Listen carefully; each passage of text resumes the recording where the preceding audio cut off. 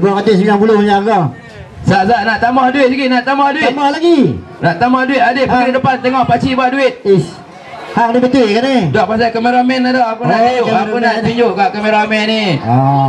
Adik semua duduk belah sana. Adik duduk belakang ni. Pasal kamera nak ambil gambar. Macam mana pakcik buat duit daripada daun kayu. Tepi sikit. Tepi sikit. Okey, kameraman ready tu. Yang ni saya nak suruh dia masuk dalam internet. Dia nak tunjuk hebatnya saya. Tepi sikit. Ni. Allahu Akbar. Bagus hang. Ni dah lepas hambuk main ni. Tu. Tadi hang buat silap mata dengan daun pokok bunga kertas.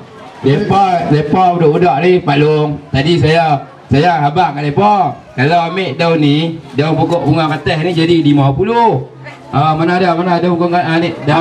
Tu ada depan tu. Mana dia? Tu pokok merah-merah tu. Daun ni jadi 50. Saya kata kat mereka, kalau ambil daun ketum dia jadi 100, hanya 50. Ni mereka pergi cari tak mana ni? Rupanya mereka pergi cari betul. Bagus hang, aku tak tahu.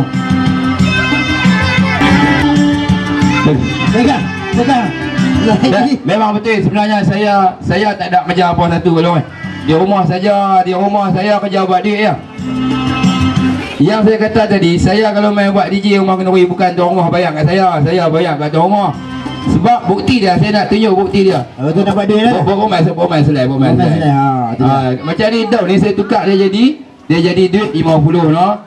Sekali pun kita buat 100 ni. Macam ni saya guna penapis ni. Penapis ni Maha Guru Omar Din bagi kat saya tu.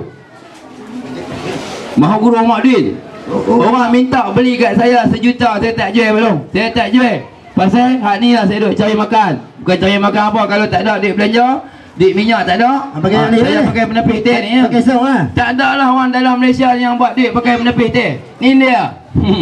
Adik pegang. Pegang sat tu. Okey adik tengok elok-elok ni no. Kosong lah. Pidah ni pakai tak bang lohok lagi. Pakcik buat satu dah lagi, pakcik nak banting lohok. Okey, yang mana nak ambil gambar lah. Dah besar.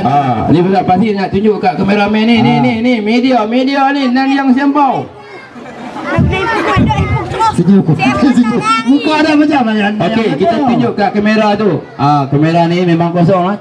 Suluh. Boleh sampai tengah tu suluh. Aku takut kamera masuk dalam ni lagi kamera ni aku tak tahu. Lepas tu buka zip tak? Buka zip dia. Tu dia. Nampak kosong. Suluh.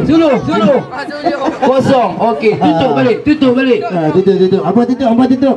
Saya bagi tadi bubur. Okey, bubur daun tadi. Daun mana daun? Daun ketum. Daun ketum. Ni jadi berapa ni? Jadi 50 dulu. 50 dulu. Lepas lewat baru 5 baru dia jadi 100. Untuk besar macam tu lah. Baik. Tadi dah bubur dah. Tengok ada daun. Okey adik, seluk ambil lah. Abang seluk. Seluk. Abang ambil.